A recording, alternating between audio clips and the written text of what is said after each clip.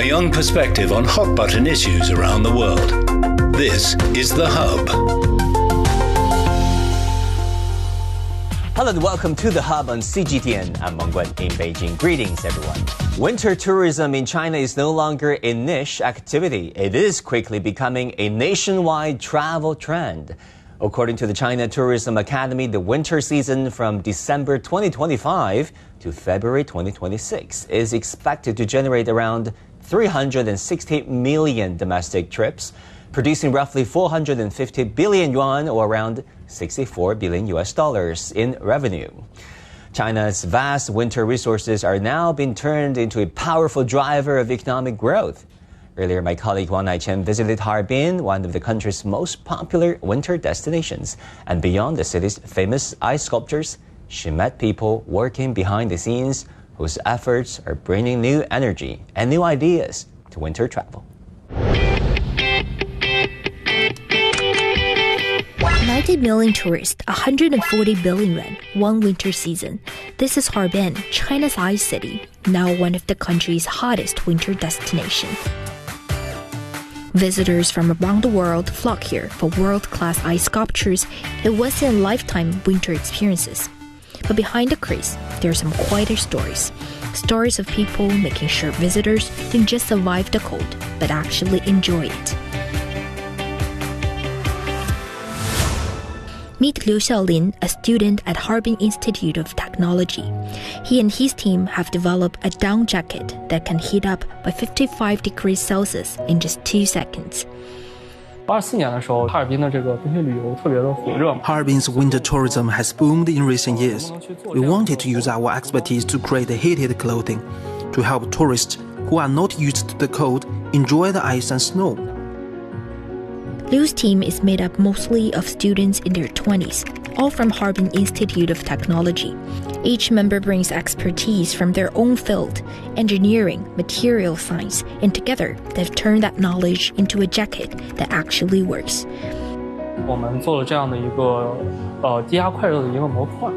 We developed a low-voltage rapid heating module that maximizes the heat efficiency even at low power.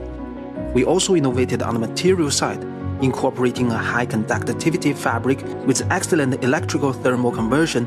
By combining these two approaches, we've significantly sped up the heating process. But for Liu and his team, the biggest challenge wasn't just the technology. It was entering an industry they knew nothing about. At first, we hit wall after wall. We're engineering students. We had zero experience in garment design.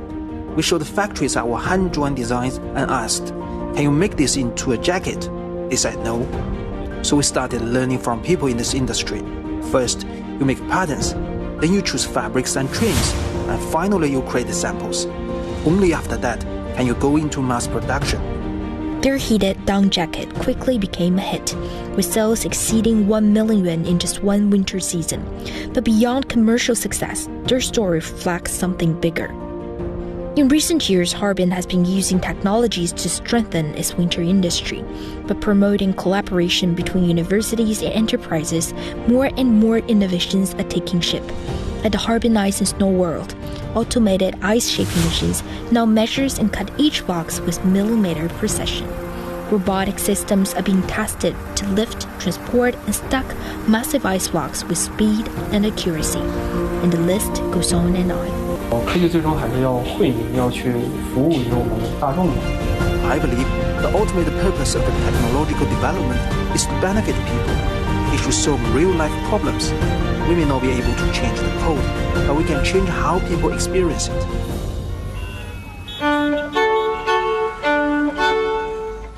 But it's not just technology keeping Harbin warm. Local residents have stepped up too. As tourism surged and public transportation struggled to keep up, groups of Harbin locals started organizing themselves, showing up at train stations and busy tourist spots in their own cars, offering free rides to visitors who needed help getting around.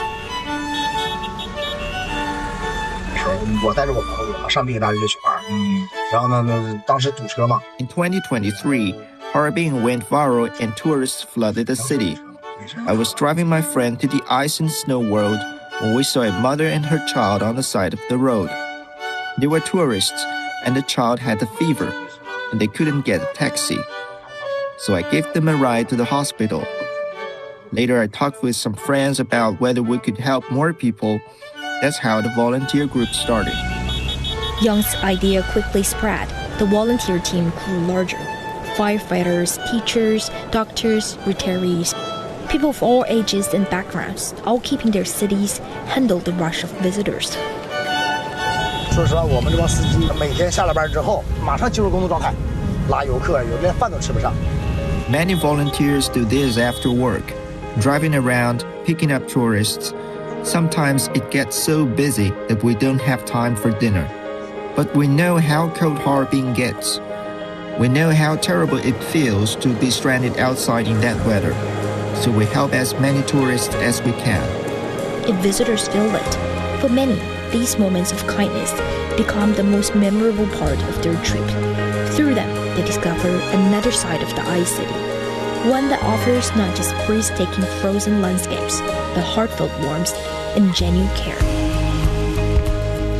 景区景点留人，他们留一次。 Beautiful scenery might bring temporary fame, but it's the people who make visitors want to come back. We are doing this because we want our city to get better and better, to welcome more visitors. We want them to leave with a new impression, to remember the warmth and hospitality here. Harbin's story is not just one city. It reflects the broader rise of China's winter economy.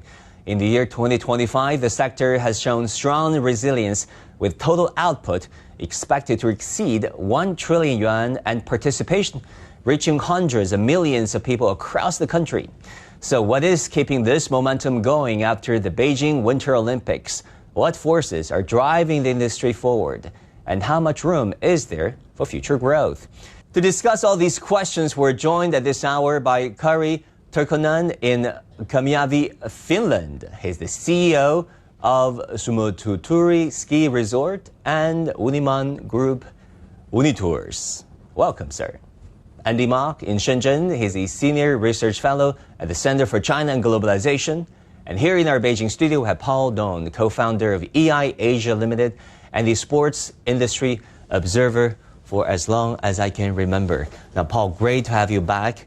300 million people hitting ice and snow. That was a very ambitious goal set at Beijing Winter Olympics some 3-4 years ago. And then now we're having another Olympic cycle in Italy, the Winter Olympics. How would you reflect on the journey China has been through in the past 4 years when it comes to ice and snow, and particularly sport? Well, actually, it's beyond my imagination. 4 years ago, when we did achieve that goal set by our, great leader back then, 300 million, that would sound unimaginable for not only for China, but for the entire world. Well, when you have that number, when you have such a large demographic movement around such a country from northeastern China to northwest China, Xinjiang, and everywhere, northern China, and even southern China, I think it's an admirable accomplishment or achievement. And other than that, people would think that, after the Olympics, who knows what would happen? Yeah. But all those, not only the figures, but the pictures that you see on screen, that it does tell you the exact what's really happening. And so when you want a word that comes to my mind to describe what has been happening over the last 3 or 4 years, I cannot think of anything other than sustainability. We really sustain the numbers. Several hundred million people travel, and we can discuss about what's the real reason behind this, other than the policies encouraging this development. I think it represents a very fundamental social development. That is the winter economy that we want to bring about, going forward from the Olympic Games. When you have a vision for people to do something, sometimes you have to pray for some external factors to help you. And that exactly happened to China. More than 40 years of very busy economic development. People have been busy. And finally, you have a time that a greater portion of the population started to have and enjoy more free time, more leisure time in this technologically developed country and an economy, and they need to kill their time. And they would try anything to let them feel excited. And then winter sports serve this purpose. In this internet age, they also figure out how to travel economically. Before we go to Kari in Finland, Andy, let me ask you, you lived in China and worked in China for the longest time. How do you see the changes taking place? I mean, the ice and snow economy, the ice and snow sport, the grassroots enthusiasm towards those things.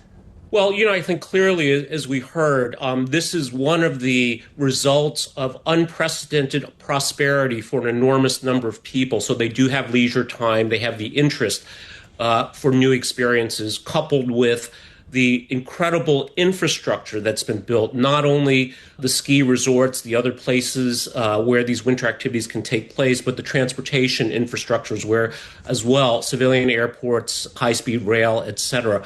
But what I want to add here is I would say this is quote-unquote winter sports, because I think what China's doing here is far more profound than just letting people go to places where they can enjoy snow-based activities. But in parallel with this, China's also developing an unprecedented number of indoor winter sports facilities, ski slopes, etc. And I think what this is doing is really not growing within the traditional winter sport industry, but completely rescaling it by engineering winter out of the equation. Because we know that traditionally, in order to enjoy winter sports, it relied on two things, geography and climate. You had to be in a place that was cold enough and had enough snow to ski, to do other snowmobiling, whatever, these other outdoor winter activities. But China, I think, really is just transforming this notion of what winter sports can mean. I mean, exactly. If you look at the enthusiasm for not just winter sport, but sport period, it has been growing tremendously. Now, Kari in Finland, we envy where you are, the beautiful ski resort that your group own. I heard that it has nearly a dozen slopes. Tell us about how you run these ski resorts and how busy it is at this time of the year. Well, thank you. We are quite busy. We have international tourists, and not only to the slope, but quite in numbers to the forest. And this is the diverse way of providing service for clients. So on November time, we are full packed with the international sportmen for alpine skiing, for giant slalom and slalom. And at the moment, we are more or less full, for the adventure seekers in the forest. I mean, Nordic countries are well known, have great reputations for excelling at ice and snow sports and dominating the Winter Olympics in each and every time. Finland, your home country, Norway, battling it out at some sledding finals. How do you see this sports culture, this ice and snow culture coming into being, coming into where they are today? How are they shaped? Well, we live in a cold place. We have 4 seasons, with summer is very, very warm, very nice. But then we have, of course, the winter, which is cold. We've been having here minus 30, 35 degrees, and today maybe minus 20. So this is just a part of daily life. And as citizens here, we do the things which are very common for us, and then the infra is building around, and it's following in the past decades already. So it's, in a way, it's nothing new for us. So very natural. And then the sports, this is a healthy way of living. And society is always supporting the healthy way of living. Young people, they start in the early age for the sports. They go for the ski schools. And then when they develop, some of them, they want to go further. And we provide possibilities. And we have ski clubs as well. And this is the way how it goes. I think it's a pretty European and Scandinavian way. Paul, In what aspects do you think China has done right when it comes to cultivating the passion, the grassroots passion of taking up a winter sport and loving it, coming from where we were 4 years ago to where it is now, especially when it comes to young people, even kids, taking up winter sports? If you look at 1990s, China was early enough to be insightful and visionary to adopt a so-called strategy, if not for the state, but for sports development, which is to encourage as early as possible people in the South to try to practice, because that's based on an economic reason, because relatively speaking, southern provinces and coastal provinces are more economically developed, and they were also more open to Western development style and lifestyle. So it would be an idea easier for them to embrace. So actually China started to lay the foundation for today's fast development from the 2020s or even a little bit earlier, that the overwhelming majority of the population are no longer satisfied with being an audience only. You know, in the past, when we were more developed in summer Olympic sports, the majority of the population would think this had nothing to do with me or with my life. They represent our country. They were elite professional athletes. What we could do is only to watch and cheer for them. But now, when it comes to winter sports, as well as many other southern sports, it's finally the time for more and more of the Chinese people, especially the younger generation, think, I don't have to follow those excellent athletes on TV. It's part of my life. I want to try it. That's really what's happening. There are so many young people who don't know the big names on the international stage, but they care to practice by themselves. Exactly. China is as vast as it is diverse. So we do have the northern areas frozen for over a quarter of the year. Now, Andy, you lived in the United States as well as China. The United States has a very different yet interesting in the organizing system for sports lovers. How would you compare America's system versus China when it comes to cultivating more of a ice and snow sporting culture? Well, just briefly, at a high level, the U.S. system really is about professional athletes making enormous amounts of money, especially in sports like baseball, football, and basketball. So many kids, as I'm sure you know, even at a very young age, have these dreams or perhaps fantasies of becoming a professional athlete. When it comes to winter sports, again, whether we're talking about skiing, snowboarding primarily, and maybe ice skating and hockey, I think it is more ad hoc, and it is also, again, very climate and geography based, that this is very naturally something that develops.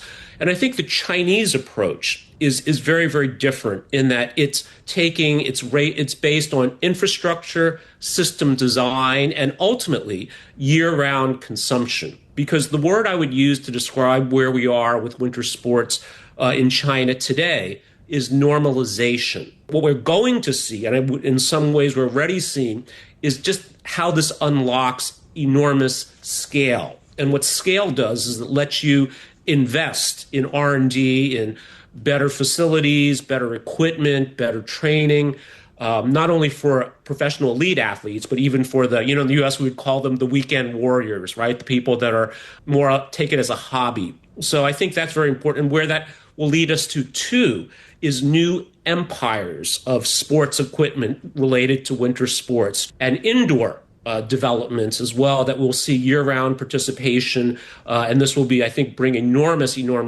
commercial opportunities as well. Right. Thanks so much for these comparative insights, which leads me to Kari in Finland. I mean, how has Europe's winter economy, especially in the Nordic countries where you are, taken shape over the years? What factors have been most sustainable and important in this regard, and any experience that you think are relevant for China? We have a lot of sustainable development in here. Of course, the size could be different, which is natural. But what I would like to state before is that after Beijing Olympics, it's a great achievement that the boost, what happened before the Olympics, is now continuing. It's going so much further. It's becoming such a massive in scale and continent-wide. So here in Finland or in Nordic, we are pretty mature. Like now, Europe becoming more mature in this. In this mature way, I think we treat the cold and we treat the winter not as let's say, a trouble. So it's sort of our friend, the cold and the winter and the darkness and the snowstorm and even the stars and all these things. And what we are trying to do here more is like we make our products for the tourism, we make slightly doing some modifications around these nature phenomena instead of building up something new, something different, or some like a big party around it. And we feel that this kind of a bit modest way, which is very Scandinavian way, is very, very sustainable and could be something nice as well. Making the best out of nature and smiling from the heart, that is so important. Paul, talking about that, there's room to improve when it comes to our winter sport and winter economy, right? We're not just talking about numbers on the surface, but what beneath those numbers and how we can really improve the quality of service, making people have greater ownership of what they do and taking greater satisfaction in what they did.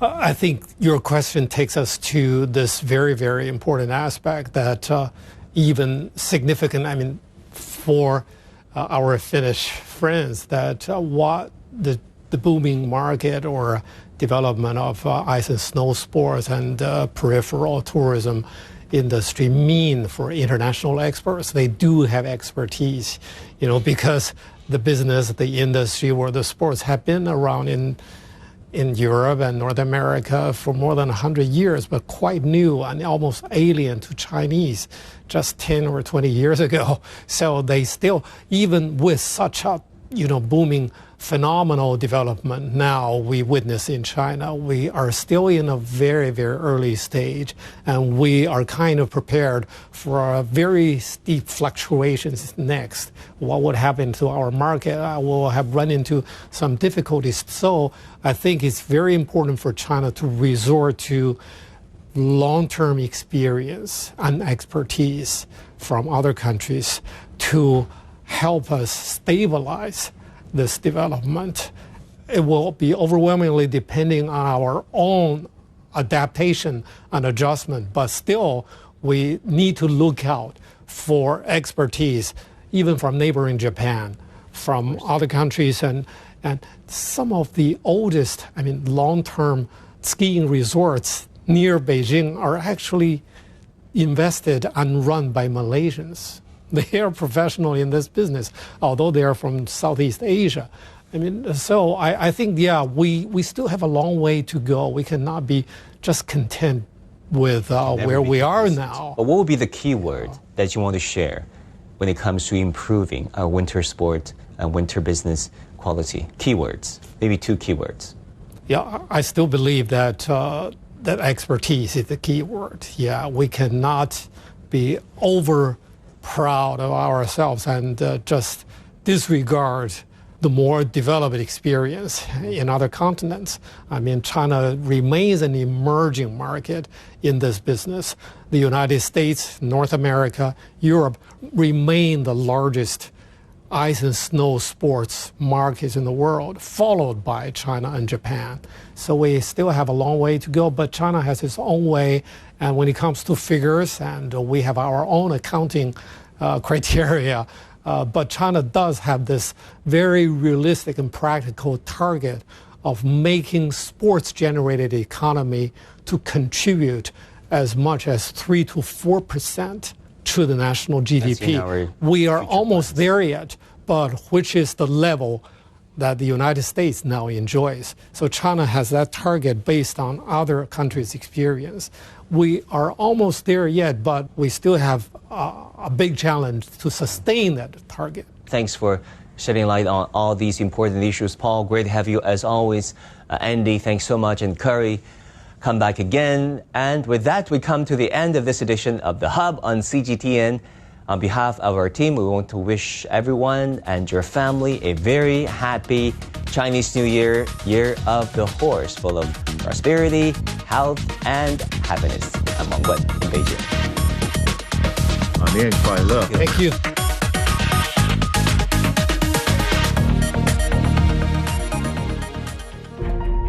We all enter this world with the universal greeting.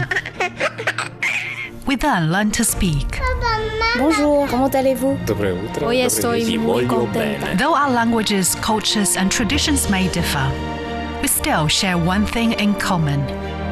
We have hope for humanity and the world. Donated an additional German railway company Deutsche Director of the International the 26th United Nations Climate. Hear the difference. Join our global network to connect with the world.